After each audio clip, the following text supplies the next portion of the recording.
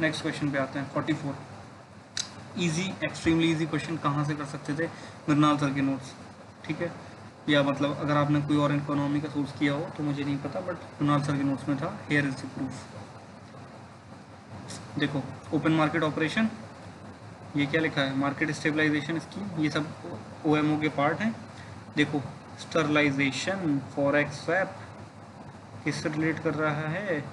Open market operation से। Answer आ गया। 44 easy था, बहुत जल्दी कर सकते थे, मतलब 10-15 सेकंड का गेम था बस। 45 पे आ जाओ। इजी क्वेश्चन मृणाल सर के नोट से फिर से अगेन मैं कहूँगा, ठीक है, मतलब कोई भी इकोनॉमिक सोर्स से आप कर सकते थे। कॉल मनी, ट्रेजरी बिल्स, सब क्या है? शॉर्ट टर्म के लिए है। कैपिटल मार्केट तो लॉन्ग टर्म की बात करता है। आंसर आ गया। इजी क्वेश्चन है, इस वजह से कह सकता हूँ। 46 लक बेस्ड था, मैंने किया, मेरा ठीक हो गया, बट कह नहीं सकते, इस वजह से इसको स्किप करते हैं।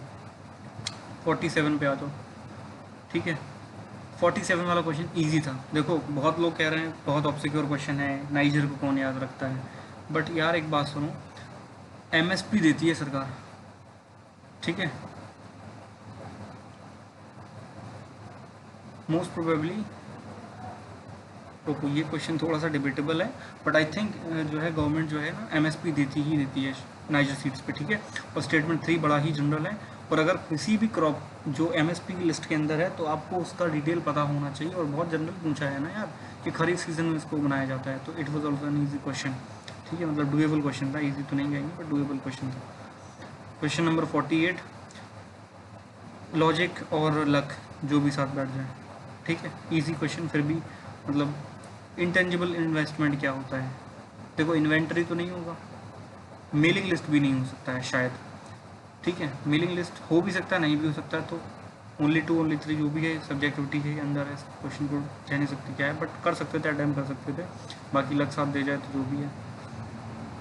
49 देखो, लोग कहेंगे यार इतना पुराना कौन पढ़ता है, but 15th finance commission latest है, उसको तो पढ़ना ही पड़ेगा आपको। मैंने पढ़ा था, कहाँ से? मंडाल सर के नोट से, मेरे स्टैटिक नोट से आ गया फिर से, ठीक। देखो, प्रूफ देख लो, क्या लिखा है ये, पेज नंबर 245, ये देखो, 15th फाइनेंस कमीशन, ठीक है, 15th एफसी, ये लिखा है परफॉर्मेंस पैरामीटर्स। और एक और चीज़ देखो, इसमें क्या लिखा है सबसे पहले, 15th finance commission also required to keep in mind union additional burden on regarding defence, internal security, climate change वगैरह वगैरह, पढ़ लिया। नेक्स्ट ये पढ़ लो, state effort in expansion of tax net, population control, expenditure मतलब पॉपुलेशन पॉलिसी, गवर्नेंस रिफॉर्म में आ जाएगा ये, ठीक है, पावर सेक्टर गवर्नेंस रिफॉर्म्स में आ जाएगा, बिहेवियरल चेंज, ठीक है। देखो क्वेश्चन के ऑप्शन, स्टेबल गवर्नमेंट तो नहीं लिखा, मैंने तो पढ़ा था, कट करो। फॉरेस्ट एंड इकोलॉजी नहीं लिखा है, काट दो। डेमोग्राफिक्स नहीं लिखा है, काट दो, ठीक, आ जाएगा आंसर। बाकी फिर ये लक बेस भी कह सकते हो, थोड़ा बहुत, पूरा नहीं तो थोड़ा बहुत तो है, क्योंकि यूपीएससी कैसे रिएक्ट करता वो थोड़ा देखने की वाली बात है, ठीक। नेक्स्ट क्वेश्चन नंबर 50, स्किप कर सकते थे, अजीब क्वेश्चन है, करंट अफेयर का है बट बहुत लो प्रोफाइल क्वेश्चन है। 51 पे आ जाओ, लोग बड़ा ही घबरा रहे हैं इस क्वेश्चन से, यार ये कौन पढ़ता है? हाँ भाई, ये कोई नहीं पढ़ता, बट लॉजिक यूज़ करता है कोई। कैसे लॉजिक यूज़ कर सकते हैं? देखो, सबसे पहला स्टेटमेंट पढ़ लो, home guard are raised under the home guards act and rules of central government. यार हमको पता है ना, पुलिस क्या एक स्टेट सब्जेक्ट है, तो होम गार्ड्स भी क्या करेंगे? स्टेट के अंदर ही होंगे, क्योंकि वो पुलिस के साथ काम करते हैं, हम रोज़ देखते हैं होम गार्ड्स को यार, तो वहला तो नहीं होगा ना। दूसरा देख लो, और अगर दूसरा स्टेटमेंट ठीक है, जो कि हर इंसान उसको ठीक मानेगा, तो फिर पहला स्टेटमेंट आप भी गलत कर देते। देखो, the role of home guards is to serve as an auxiliary force to the police of in maintenance of internal security. Auxiliary force है ना, जनरल स्टेटमेंट है, ठीक है, टिक करो।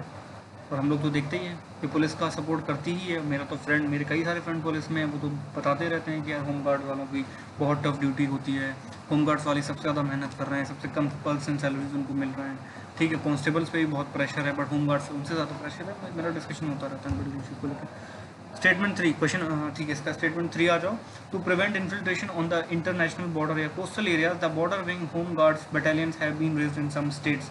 कितना जनरल स्टेटमेंट है? Some state. और अगर ऑक्सिलरी फोर्स है इसको अगर आप सही मानते हो तो फिर इसको बनाना कोई बड़ी बात नहीं है। अगर आपने मेंस का प्रिपरेशन किया है तो आपको पता होगा कि इंडिया के जो बॉर्डर मैनेजमेंट के इश्यूज़ हैं बहुत सारे हैं।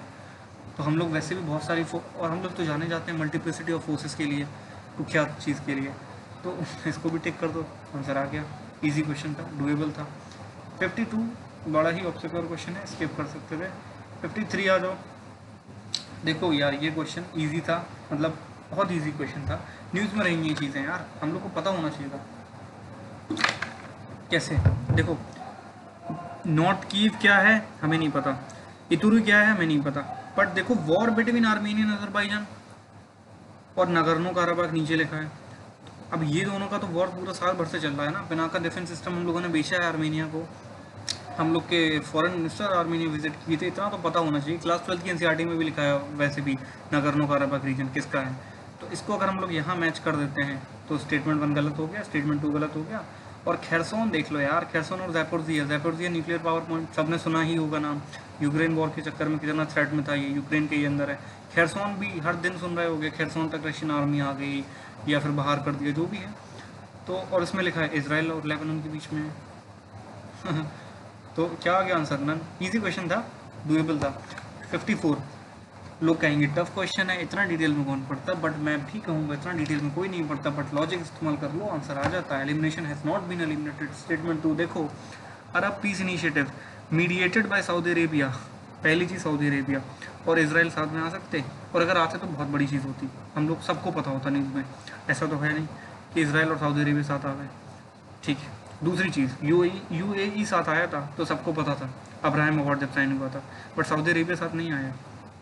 दूसरी चीज़ mediated by Saudi Arabia was signed by Israel and Arab league. अरब लीग के बारे में थोड़ा बहुत पता हो, अगर नहीं भी पता, अरब लीग सोचो, लीग का मतलब क्या, बहुत सारी कंट्रीज होती होंगी।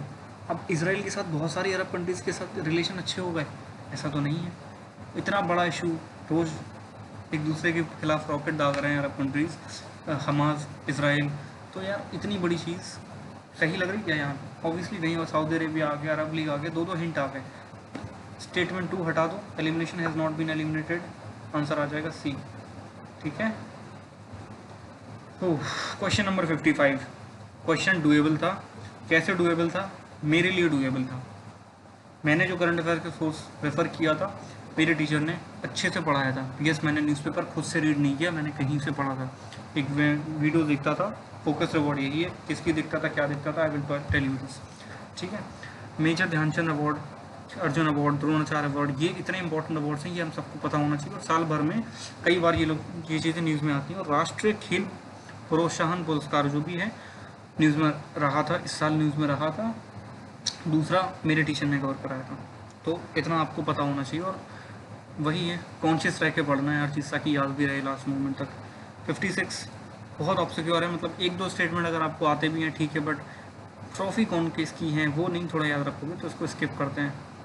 मैंने भी स्किप किया था। 57 लाइक एक्सट्रीमली इजी क्वेश्चन, फिर से मैं कहूँगा मैपिंग का क्वेश्चन है, ज्योग्राफी मैपिंग की हो, ठीक है, और करंट अफेयर वाली मैपिंग की हो, स्पेशली जो चीज़ न्यूज़ में है पता होगा। डॉनबास सीरिया में है? नहीं है भाई, डॉनबास तो यूक्रेन में है, सबने पढ़ा है। कचिन एथियोपिया में? नहीं, वियतनाम में है। कैसे पता चलेगा?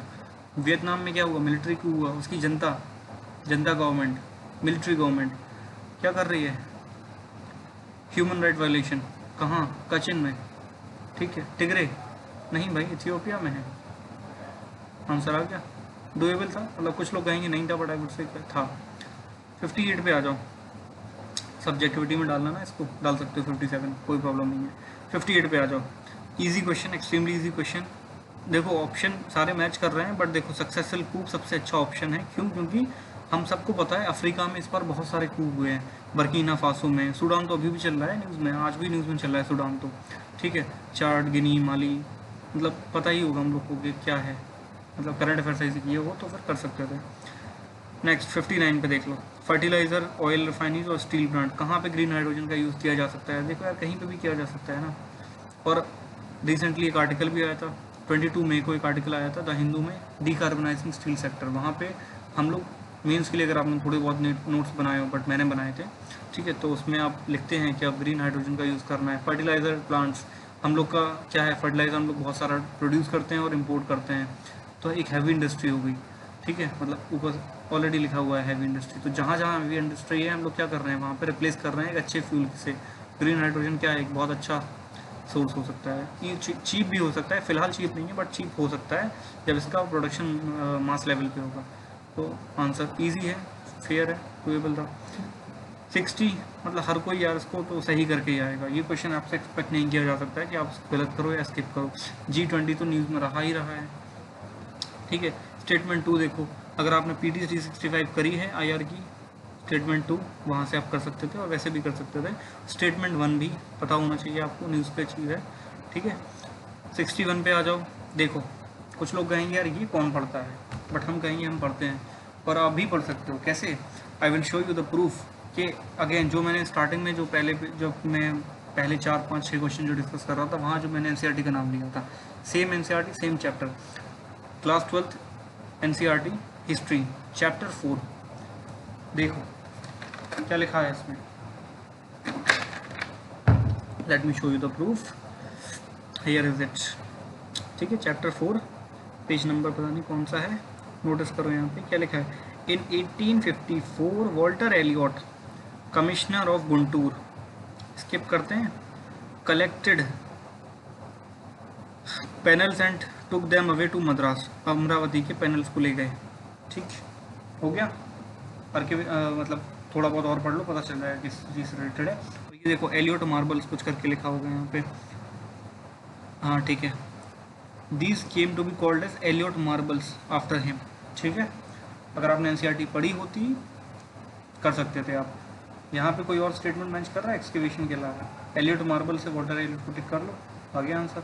Easy question, extremely easy question. Question number 62, question number 62, Besnagar, Bhaja और सित्तन वसाल। इजी क्वेश्चन है, अगर आपने हिस्ट्री अच्छे से किया है, एंशिएंट हिस्ट्री और कल्चर, एक भी सोर्स अगर आपने अच्छे से रखा है कर सकते थे, इजी क्वेश्चन था। बेस नगर हम लोग पढ़ते ही हैं, इंपॉर्टेंट साइट है, क्या है, वैष्णव साइट है। भज बुद्धिस्ट केव है, बिल्कुल है। अजंता, एलोरा और भज 3 इंपॉर्टेंट केव्स हैं। सित्तन वसाल केव श्राइन है, बिल्कुल है। इजी क्वेश्चन था, स्टैटिक का था, कर सकते थे। क्वेश्चन नंबर 63, देखो इजी क्वेश्चन है, लॉजिक बेस्ड है, टफ तो कह सकते हो बट इजी कहूँगा मैं, डूएबल क्वेश्चन है इजीली। देखो स्टेटमेंट 2 देखो, इट वाज इन 1905 दैट स्वदेशी मूवमेंट वाज लॉन्च्ड, पता ही है हम लोग को स्वदेशी मूवमेंट लॉन्च किया गया था। इसमें लिखा है ऑन द सेम डे। अब यार जनरल स्टेटमेंट है, एक दूसरे को कॉम्प्लीमेंट भी कर रहा काफ़ी हद तक, ठीक है। तो 7 अगस्त declared as national handloom day, मैंने दोनों को सही माना और आंसर ठीक निकला, ठीक है। तो वही है, थोड़ा लक बेस्ड है, मतलब हो सकता था यहाँ UPSC गलत कर देती, 8 अगस्त कर देती, या आप उस लॉजिक पे जाते कि UPSC फैक्ट तो गलत देता है, बट ये स्टेटमेंट इंटर रिलेटेड बहुत ज़्यादा लग रहे थे, तो फिर मैंने इस वजह से ये टिक किया। कह सकते हैं थोड़ा बहुत लक बेस्ड था, but it was doable easily.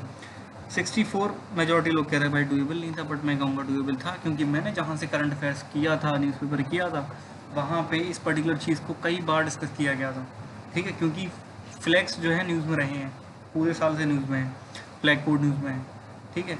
और इसका डायमेंशन मेरे टीचर ने तो कवर कराया था और मुझे याद भी था, ठीक। Statement 55, question 55, extremely easy question. Statement 2 देख लो, कितना इजी क्वेश्चन है, रीड कर लेना, एलिमिनेट कर दो, एलिमिनेट करने के बाद तुरंत आंसर आ जाएगा, आंसर सी, ठीक है। स्टैटिक का वो क्वेश्चन है ये भी, ठीक। क्वेश्चन नंबर 66, करंट अफेयर्स का क्वेश्चन है। साल भर से अगर करंट अफेयर फॉलो किए होगा तो पता होगा, स्विट्जरलैंड जो है एक्सपोर्ट करता है दुनिया को सबसे ज़्यादा गोल्ड वैल्यू के टर्म में, सबको पता है, मुझे तो पता था, मेजॉरिटी एस्पिरेंट्स को पता रहता। अब स्टेटमेंट 1 तो ठीक है, स्टेटमेंट 2 देखो यार ज़रा, Switzerland has second largest gold reserves in the world. यार कहाँ होते हैं गोल्ड के रिजर्व? प्लेट्यू रीजन्स में। स्विट्जरलैंड कहाँ है? नॉर्थ यूरोपियन कंट्री है, वहाँ कौन से प्लेट्यूज हैं? और या वहाँ पे हम लोग कभी कोई पढ़ते हैं कि वहाँ पे बहुत इंपॉर्टेंट मिनरल्स मिल रहे हैं? हम लोग नहीं पढ़ते ना। स्विट्जरलैंड क्या करता है? अफ्रीका की माइन से निकालता है। स्टेटमेंट 2 अगर आपको पता हो तो फिर गलत हो गया, मतलब अगर आपने करंट अफेयर से पढ़ा हो आपको पता होता। और ये एक दिन का नहीं है कि आया स्टेटमेंट और याद हो गया, समय से ठीक ठाक आपने टाइम दिया हो तो आप कर सकते थे। आगे आंसर सी, कुछ नहीं पढ़ना, बस 10 सेकंड की गेम है। स्टेटमेंट 60, क्वेश्चन 67 बहुत ऑब्सक्योर था, कोई इतना डिटेल में नहीं पढ़ता, स्किप करो। ऑल्दो कुछ लोग कहेंगे किया जा सकता था, बट आई वुड से नहीं किया जा सकता था, रिस्क ले सकते थे इस पर, बट मैंने स्किप किया। अब क्वेश्चन 68 फैक्ट है, ठीक है। स्टेटमेंट 2 देखो सबसे पहले, बहुत जनरल है। PLI स्कीम वैसे भी न्यूज़ में रही थी और हम सबको पता है, फ़ायदे उठाए हैं बहुत सारी कंपनीज ने, ओप्पो, वीवो, एप्पल सब उठा रहे हैं, सब सैमसंग, सब चीज़ ये न्यूज़ में चल रही है। नेक्स्ट, इंडिया, स्टेटमेंट 1 देखो, India account for 3.2% of global export of goods. यार इस साल नेशनल मैन्युफैक्चरिंग पॉलिसी न्यूज़ में रही है। हम लोग वैसे भी मैन्युफैक्चरिंग के लिए नोट्स बनाते हैं और मोदी जी जब से पावर में है, मैन्युफैक्चरिंग को पुश भी बहुत है, बहुत सारी स्कीम्स लॉन्च की गई हैं। तो हम लोग ये डेटा मेंस में लिखते हैं ना कि कितना है। मैंने भी लिखा था, मृणाल सर ने मुझे प्रोवाइड भी किया था, इकोनॉमी में भी, और मैंने ज्योग्राफी में भी तैयार किया था इसको। कितना है हम लोग का, 2.4 से लेकर 2.6% है, इंक्लूडिंग गुड्स एंड सर्विसेज दोनों का है, ठीक है। तो इसमें 3.2% लिखा है। अब वही अगर आपने मेंस की प्रिपरेशन की है, आप इजीली इसको कर सकते थे। स्टेटमेंट 2 सही है, स्टेटमेंट 1 गलत है। स्टेटमेंट 1 गलत है, अगर सिर्फ यही कर दो तो आंसर आ जाएगा बी, ठीक है। क्वेश्चन नंबर 69 टफ है, स्किप करेंगे, करंट अफेयर में इतना ज़्यादा इंपॉर्टेंट न्यूज़ में नहीं रहा था तो स्किप करते हैं। 70 स्किप करते हैं, इतना न्यूज़ में नहीं रहा था, या करंट अफेयर का क्वेश्चन है, मैंने भी नहीं सुना, मतलब सुना था बट याद नहीं आया, टफ क्वेश्चन कहेंगे। 71 बिल्कुल इजी क्वेश्चन है, हम सबको पता होना चाहिए। यूक्रेन की ज्योग्राफी, रशिया की ज्योग्राफी, स्विट्जरलैंड, इसकी फिनलैंड की ज्योग्राफी पता होनी चाहिए क्योंकि वो नाटो ज्वाइन कर लिया। स्वीडन की पता होनी चाहिए, स्वीडन टर्की के चक्कर में कर नहीं पा रहा, क्यों नहीं कर पा रहा, आप ये भी पता होना चाहिए भाई।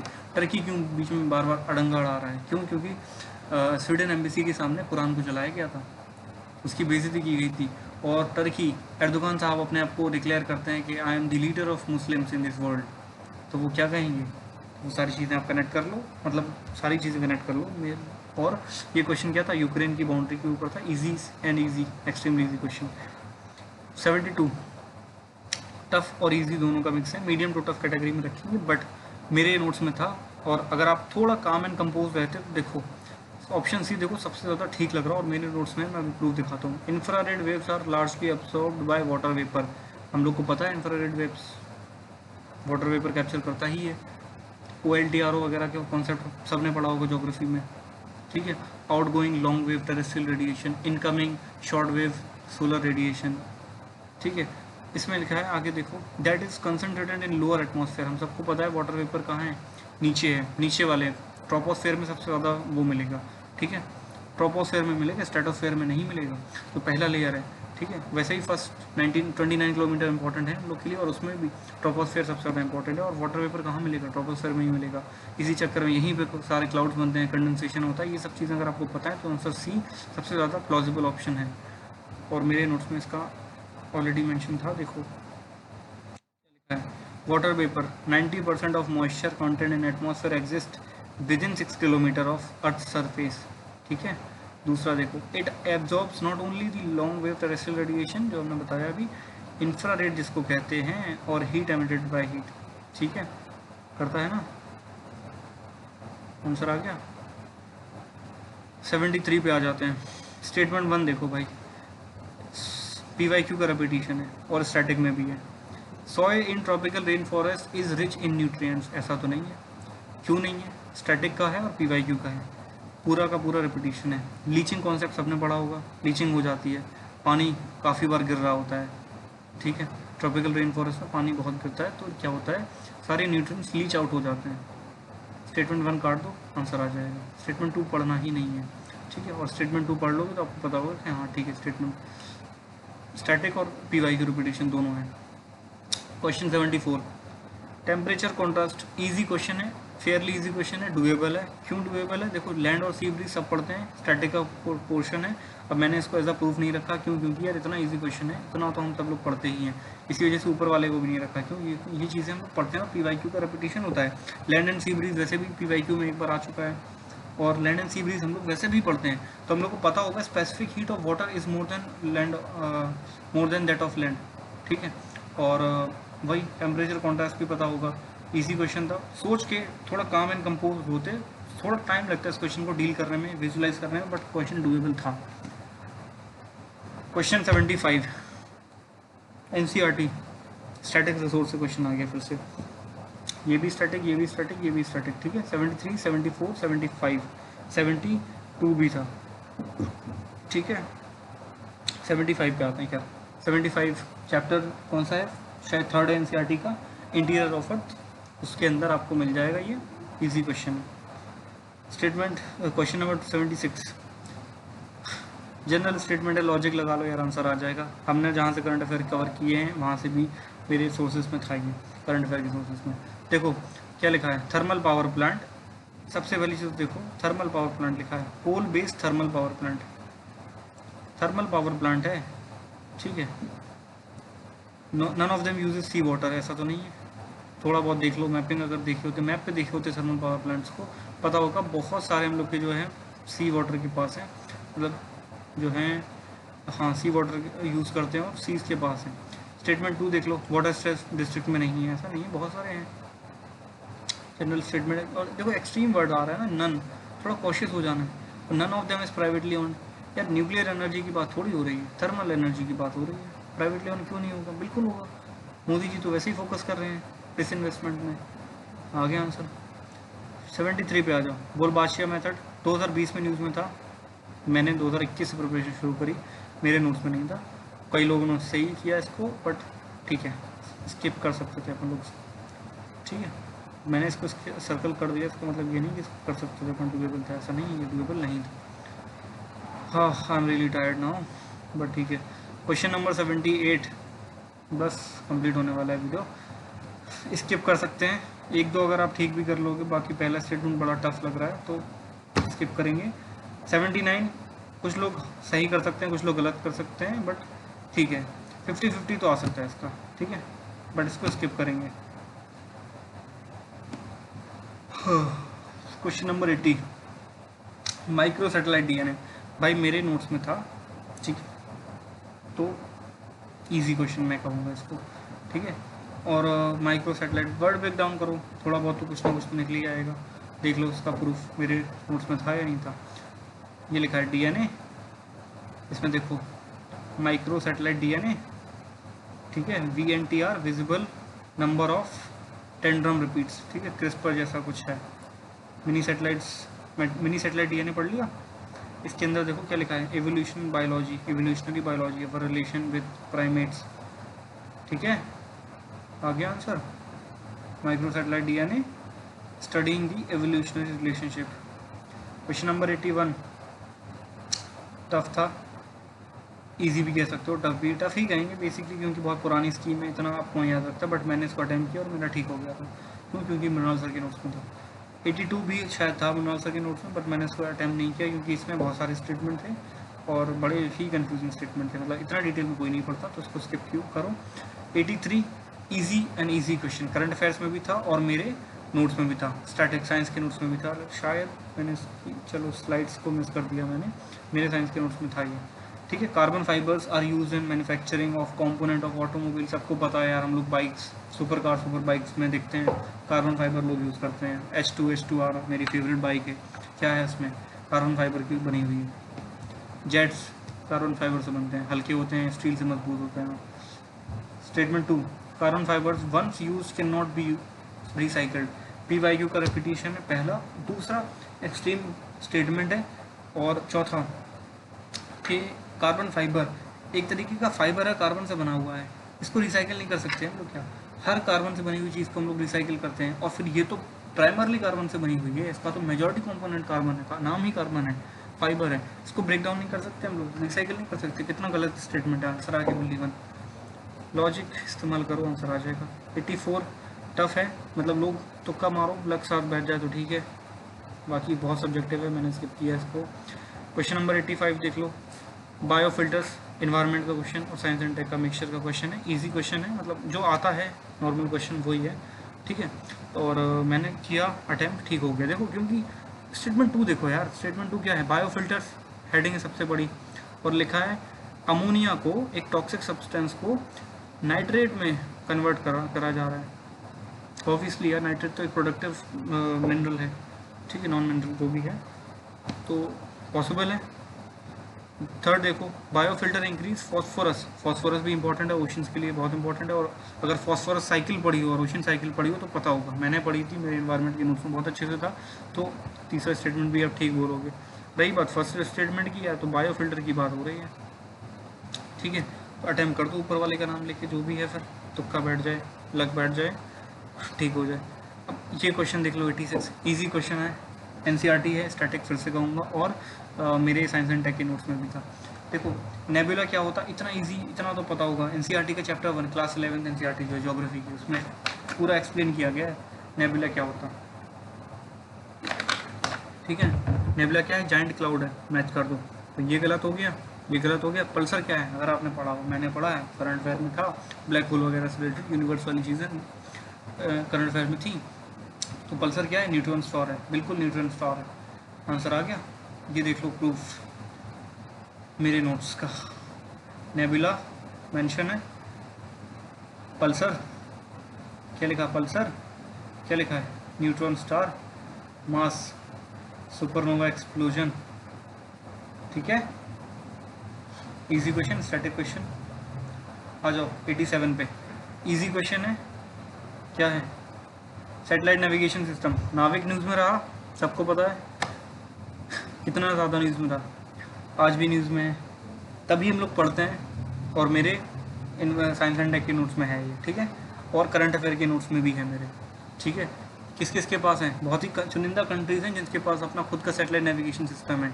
कौन सा है, इसका आंसर है जापान। बट अगर आप लॉजिक लगाते तो आप इसराइल टिक करते, बट इसका आंसर जापान है। बट मैं यहाँ कहूँगा लॉजिक लगाना ही क्यों, क्योंकि ये चीज़ तो बड़ी इंपॉर्टेंट है, करंट अफेयर की चीज़ें हम सबको तैयार करना ही चाहिए था। ठीक है, नेक्स्ट 88 पे आ जाओ। बैलिस्टिक मिसाइल और जेट प्रोपेल्ड, स्टेटमेंट को घुमा दिया है यार, ये वाला स्टेटमेंट यहाँ हो गया, ये वाला स्टेटमेंट वहाँ हो गया। देखो कैसे, ब्रह्मोस लिखा है, यूपीएससी की यही आदत है, आधा ठीक बोलेगा आधा गलत बोलेगा। देखो ब्रह्मोस लिखा है, BrahMos is a solid fuel, ठीक है, स्टेटमेंट सॉलिड फ्यूल तो है, इंटर कॉन्टिनेंटल नहीं है भाई। हम सबको पता होगा ब्रह्मोस मिसाइल तो साल में 4 बार 6 बार न्यूज़ में आता ही आता है, हर चीज़ के लिए, मतलब 10 बार न्यूज़ में आता है यार। कभी हम लोग एक्सपोर्ट कर रहे हैं, कभी हम लोग ने मिसफायर कर दिया, 2 बार तो मिसफायर कर चुके हैं। ठीक है, रशिया के साथ जब डिफेंस कॉपरेशन की बात करते हैं तो हम लोग ब्रह्मोस का एक और अपडेटेड वर्जन की बात करते हैं, न्यूक्लियर ट्रायड की बात करते हैं। ये सब चीज़ें हम पढ़ते हैं तो पता होना चाहिए कि यार ब्रह्मोस क्या है, क्रूज मिसाइल है। स्टेटमेंट 2 गलत हो गया। स्टेटमेंट 1 देखो, ballistic missile are jet propelled at subsonic speed throughout their flight, ऐसा तो नहीं है। While cruise missiles are rocket powered only in initial phase, ऐसा तो नहीं है, उल्टा हो गया स्टेटमेंट। क्रूज मिसाइल्स को हम लोग कंटिन्यूसली जो है देते हैं पावर, ठीक है, वो जेट प्रोपेल्ड होती है, वो that is not rocket propelled, that is jet propelled, इसी वजह से उसका नाम क्रूज मिसाइल है। और ये देख लो प्रूफ मेरे नोट से, बैलिस्टिक मिसाइल, क्रूज मिसाइल्स। ठीक है, एग्जाम्पल है ब्रह्मोस। देख लो भाई, अग्नि 5 लिखा है इसमें, अग्नि 5 का भी देख लो क्या है, ICBM inter continental ballistic missile, क्या है, इंटर कॉन्टिनेंटल बैलिस्टिक मिसाइल। हो गया 88 स्टैटिक का क्वेश्चन या करंट अफेयर, तुम जो भी कहना चाहो, बट इजी क्वेश्चन था। 89 पे आ जाओ, gold mining activity is a source of mercury pollution. थोड़ा बहुत भी कनेक्ट करो, गोल्ड एज अ सब्सटेंस और mercury as a substance, connect कर पाओगे कि हाँ ऐसा हो सकता है, जनरल स्टेटमेंट है, और मुझे तो ऑलरेडी पता था, मेरे नोट्स में भी था। स्टेटमेंट 2 देखो, coal based thermal power plant cause mercury, हम सबको पता है मर्क्यूरी निकलता है, PYQ रिपीटिशन है। थर्ड देख लो, there is no known safe level of exposure to mercury. अब ये स्टेटमेंट शायद आप ठीक करो शायद ना करो, बट मैंने ठीक किया, क्यों, क्योंकि मैंने कई समय पहले यूट्यूब पे एक वीडियो देखा था जहाँ पे एक साइंटिस्ट की डेथ हो गई थी मर्करी को यूज़ करने की वजह से, उन्होंने कोई इक्विपमेंट यूज़ नहीं करा था। ठीक है, तो ऐसा कुछ रिलेटेड वीडियो था, उससे मैं कनेक्ट कर पाया और मेरा आंसर आ गया। तो ठीक है, लग बेस है ये वाला। बट 90 पे देखो हो जाओ, क्वेश्चन ईजी है, एक्सट्रीमली ईजी है, स्टैटिक का क्वेश्चन है, हाइड्रोजन फ्यूल सेल बनाए जा सकते हैं। स्टेटमेंट 2 देख लो, ब्लेंडेड विद नेचुरल गैस, बिल्कुल, इसको जो हम लोग ब्लेंड करेंगे, मेरे एनवायरनमेंट के नोट्स में था ये, इसको जब हम लोग ब्लेंड करेंगे हाइड्रोजन को नेचुरल गैस के साथ, तो हम लोग क्या बनाएंगे, HCNG बनेगी, हाइड्रोजन CNG बनेगी। दिखाता हूँ अभी इसका प्रूफ। और स्टेटमेंट 1 जनरल है, यूज़ कर सकते हैं हम लोग।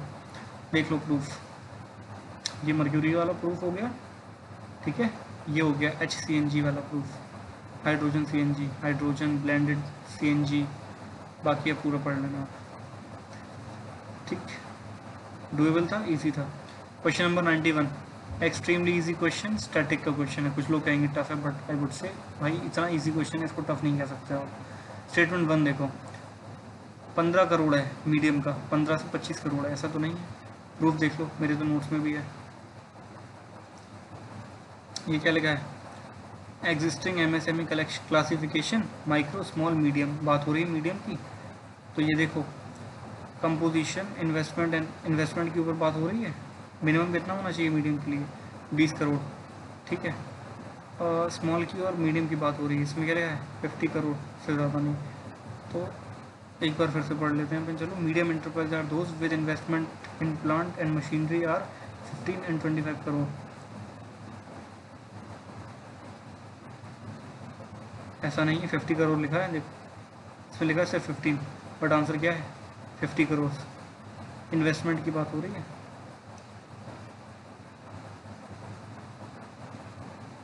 ये देखो मीडियम की बात हो रही है, फिर 20 से 100, ठीक है।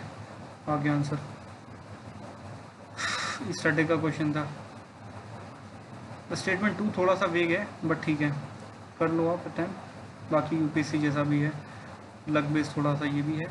बट 92 पे आ जाओ। 92 इजी क्वेश्चन है, फिर से लक बेस्ड कह सकते हो। यूपीएससी का रिएक्शन देखा जाएगा इस पर क्या है। स्टेटमेंट 1 हम सबको पता है, कर सकते हैं, ऐसा हो ही सकता है। सीबीडीसी को इसी वजह से चाइना ने लॉन्च किया था। स्टेटमेंट 2 क्या है? Digital currency can be distributed with the condition programme into सच। अब प्रोग्रामिंग की बात है तो हम लोग कर सकते हैं, तो दोनों सही है।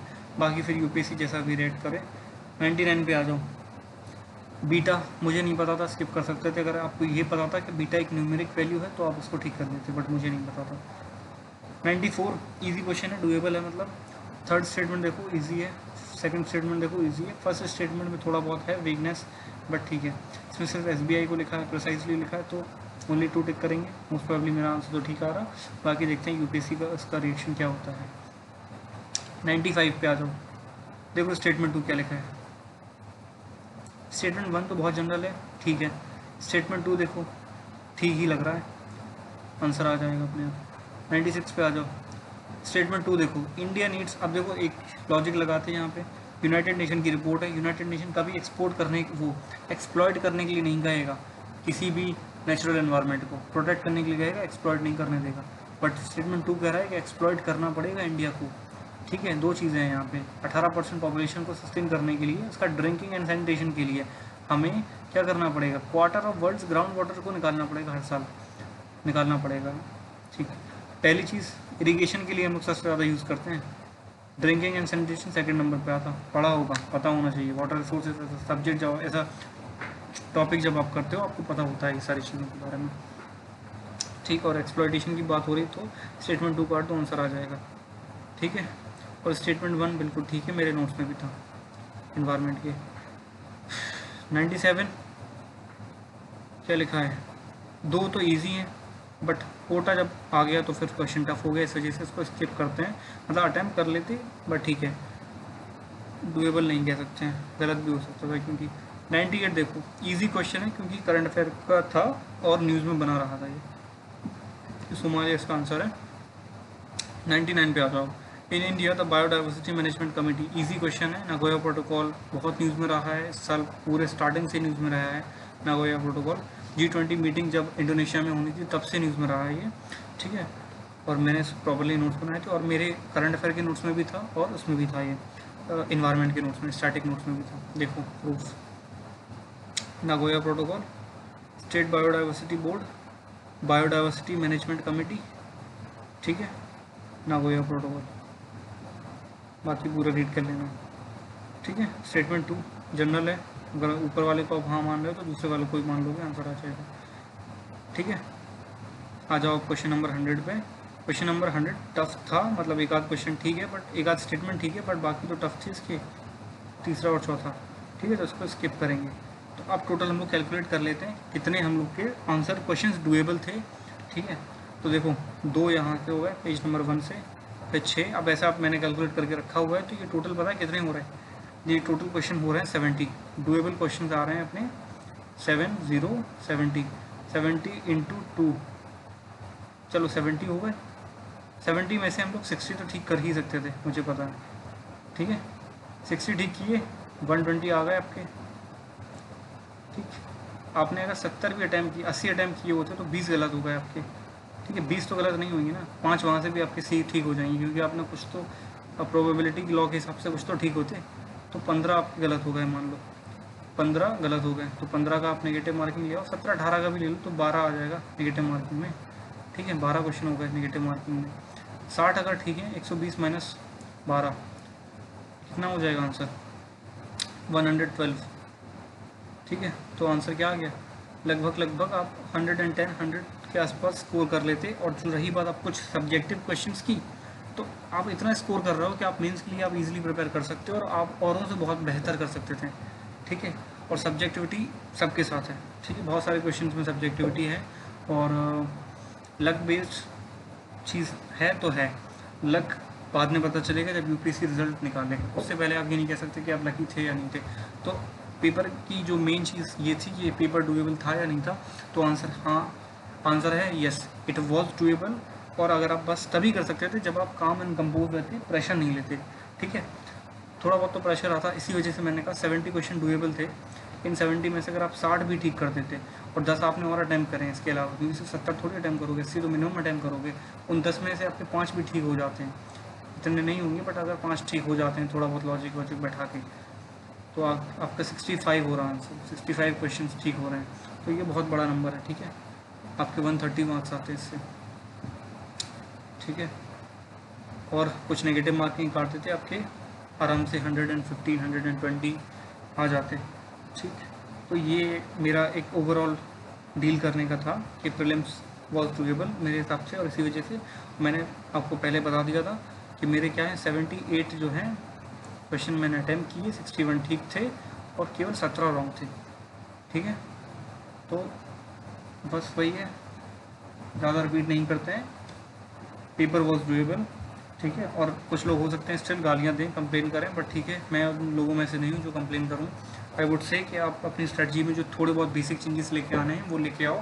बेसिक चेंजेस क्या है? क्यूरियोसिटी लेके आओ, और जो पढ़ रहे हो वो होश में रह के पढ़ो, कॉन्शियस रिविजन करो, कॉन्शियस रीडिंग करो, मल्टीपल रीडिंग करो, तो जाके आप कर पाओगे अच्छे चीज़ों को। और रही बात आप लास्ट के फोकस रिवॉर्ड की, तो आपका फोकस रिवॉर्ड है कि मैंने करंट अफेयर कहाँ से किए, मतलब बहुत जनरल है, बहुत एक्सेप्शनल तो नहीं है, बट इसके बाद वाले वीडियोस में फोकस रिवॉर्ड बहुत अच्छा होगा। बट ठीक है, आज वाला भी फोकस रिवॉर्ड अच्छा ही है, डिपेंडिंग अपॉन योर पर्सपेक्टिव कि आप इसको कैसे देख रहे हैं।